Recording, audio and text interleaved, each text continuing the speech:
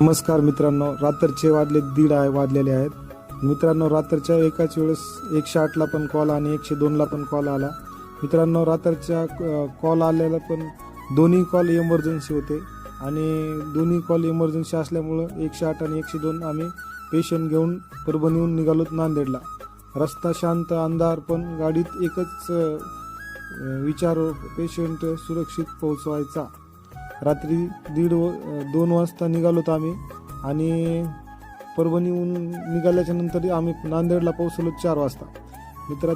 4 वाजता पोहोचल्यानंतर रात्री सगळे शहर झोपलेलं असते मित्रांनो, पण इमर्जन्सी झोपत नाही. इमर्जन्सी मित्रांनो अशी होती की पेशंटला दोन्ही पण घेऊन गेलोत आम्ही आणि सोबत 108चे ड्रायव्हर आमचे मित्र आजरबाई होते आणि आम्ही दोघं सोबतच गेलोत नांदेडपर्यंत. आणि पेशंट तिथं आम्ही 4 वाजता सोडलं मित्रांनो.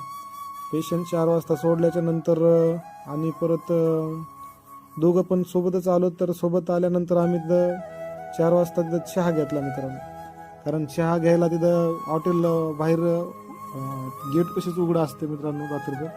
तर आम्ही तिथं चहा घेतला मित्रांनो. कसं रात्रीची ड्युटी अशी असते आमची. 4 वाजता 4:15 वाजले आम्ही चहा घ्यायला. चहा घेतल्यानंतर थोडासा थकवा होता, पुन्हा पुढच्या ड्युटीसाठी निघालो.